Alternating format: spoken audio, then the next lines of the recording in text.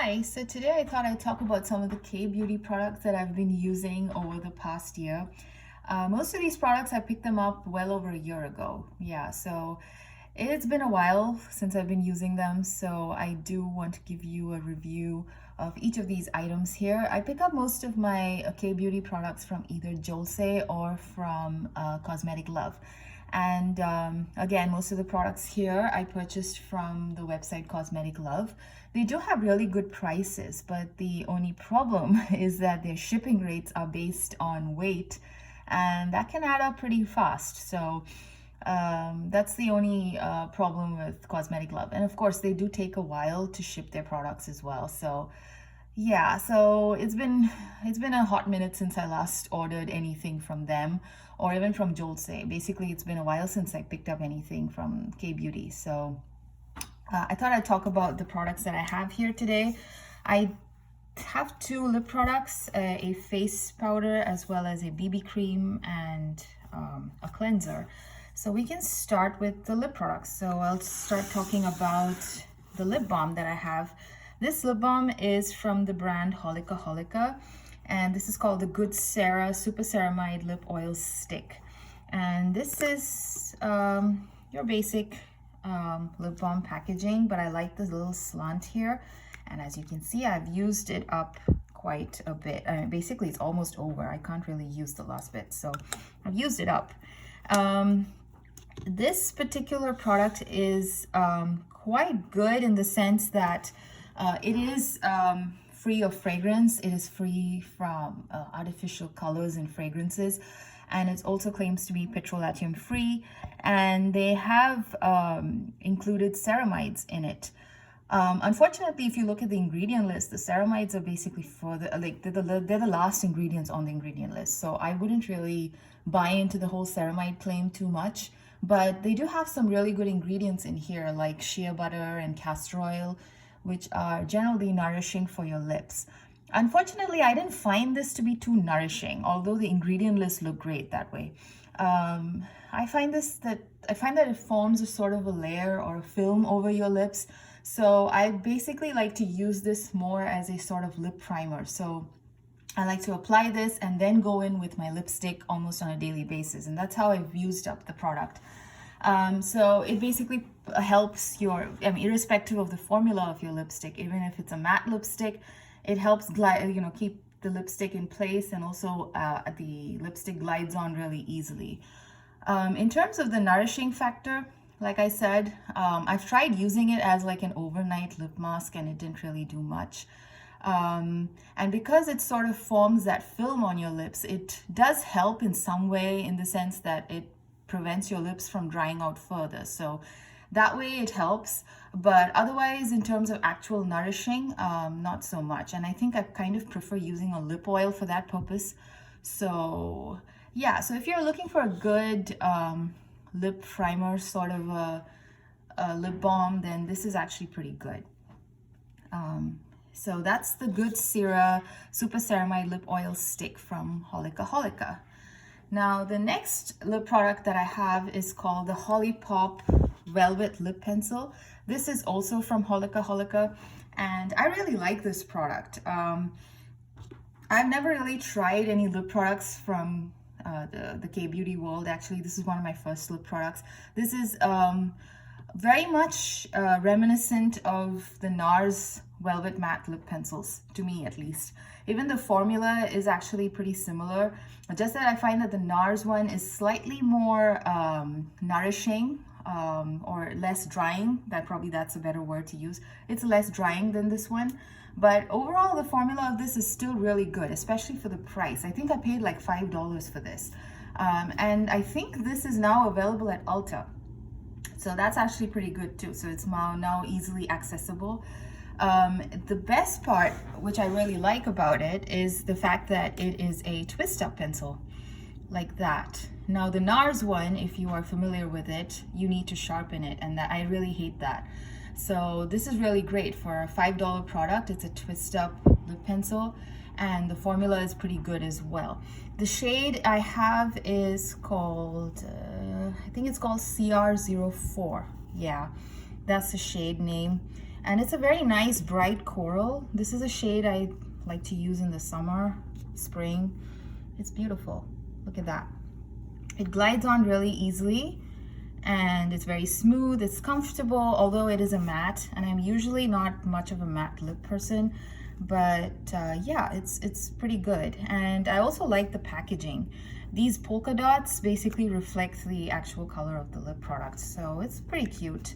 Like most K-beauty products, it's very cute. So that's the Holi Pop Velvet Lip Pencil from Holika Holika. I think there are a couple of shades. I think there are a total of 6 shades. At least on the Ulta website, they have 6 shades available. And this is CR04 if you are interested in this particular shade. Now the next product that I have is this little cute thing. Again, cuteness overload here because it's K-beauty. This is the Tony, I think this is Tony Moly. Yep, this is Tony Moly.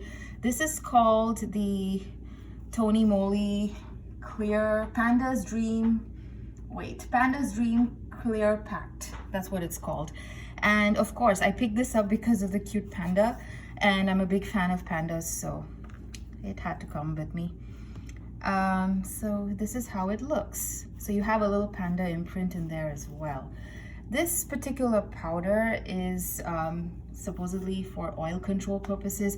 Now I do have dry skin, so I don't really use an oil controlling powder that much in my makeup routine, but I was kind of drawn to just try this out to use as like an under eye setting powder, although I have dry skin, and it works really well, especially with the hydrating concealer that I use in my routine. I use the Bourjois hydrating concealer, and that in conjunction with this leaves my under eyes looking airbrushed, and it's beautiful. There's no settling into fine lines, there's no creasing. It just looks perfect, and the powder is really finely milled, and I'm very impressed with that. It comes in 2 shades.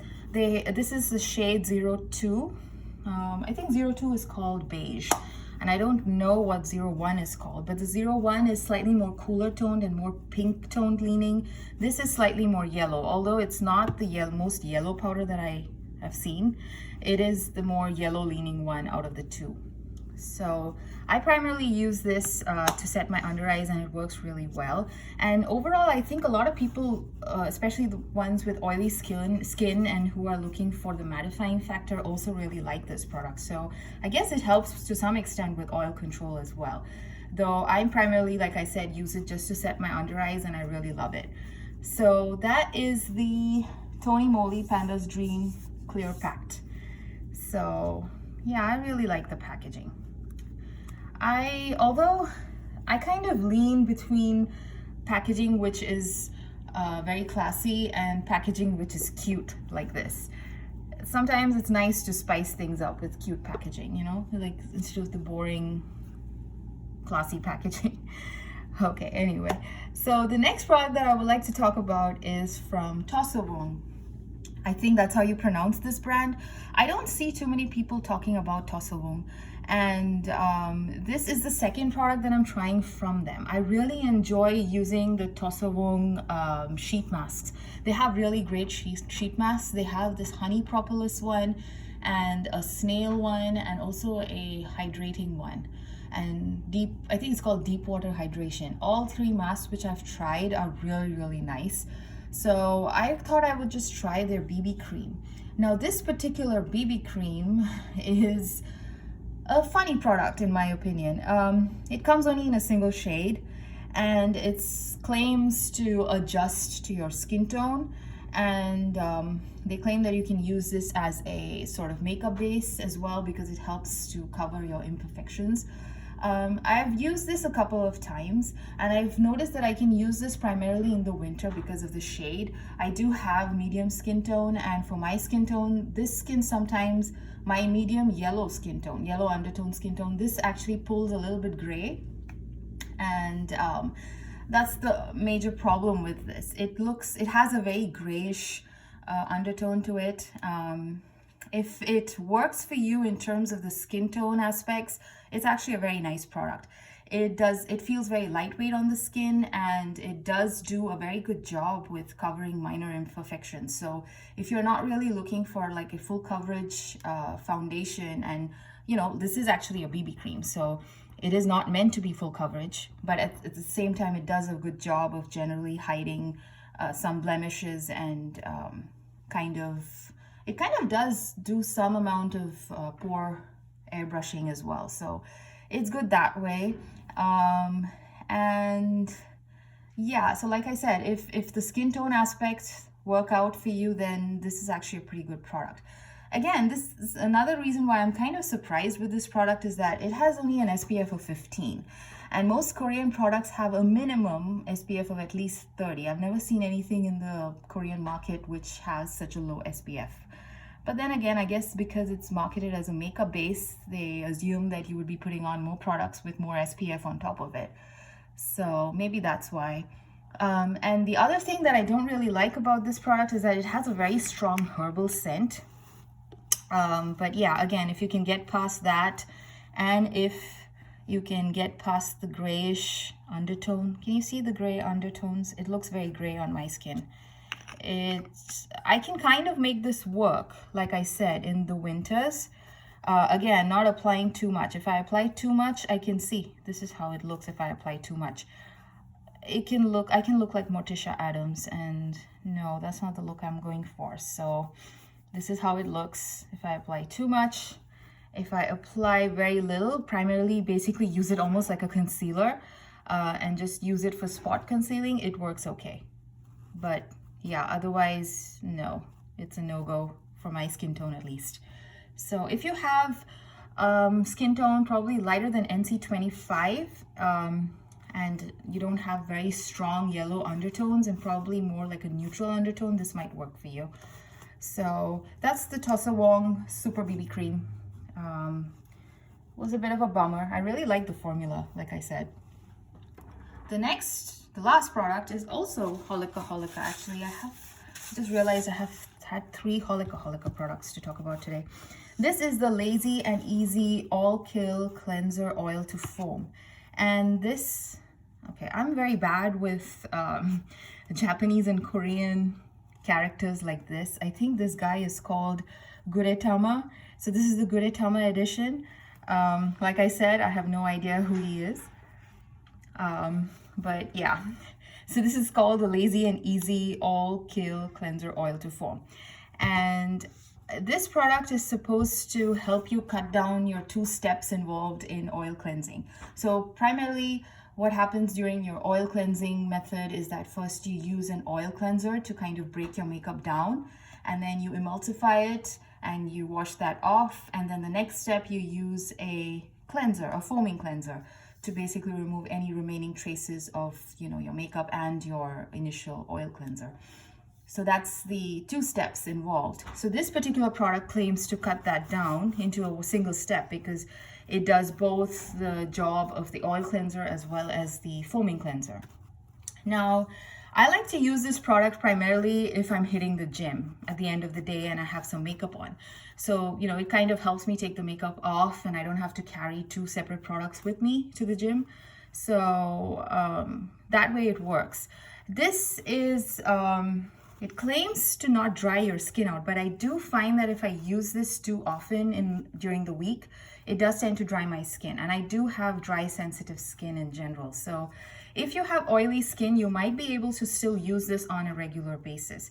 So like I said, I hit the gym 3 times a week, and out of those 3 times, maybe I'll have makeup on like 2 days a week, or even just once, once out of those 3 times. So if I use it like that, it's fine. It doesn't really make my skin too dry. But if I use it too often, like as almost like a daily cleanser, it dries my skin out. So it might work for people who have oilier skin. I wouldn't particularly say this is harsh. I don't know. It doesn't feel harsh. At least the ingredients, when I looked through it, it didn't really look like a harsh cleanser. It's just basically my skin. So everyone's skin is different. So this might really work for you, to use on a daily basis as well. I have used quite a bit of it actually. And I kind of don't get the satisfaction of the actual oil cleansing method when I use this, because I really enjoy doing the whole two-step process. So if you are someone like me who actually enjoys doing that, then yeah, this product might not be for you. But if you are in a hurry, then yes, this can help as well. And yeah, it does do a good job of taking most of your makeup off. It's done a good job taking off mascara. It's done a good job taking off foundation. I haven't really seen any traces of makeup left over after using this to take my makeup off. So it does a good job overall. And I think they claim to use something called as soapwort, which is a natural product to do the actual foaming cleansing part. And the first step, they have olive oil included to do the oil cleanse part. So yeah, the other thing is, because I'm so used to the oil cleansing method where I use quite a bit of the oil to break down my makeup, I do land up using too much of this product as well. Maybe that's also another reason why my skin can become a bit too dry if I use this consistently, because I just land up using too much of the product. So overall, yeah, it's actually pretty good. Like I said, I'll probably finish this off by using it in, during my gym days. But I don't think I will be repurchasing this anytime soon, unless of course I find that I can't do gym without this at some point. Anyway, I hope you enjoyed this video, and hope to catch you again next time. Bye.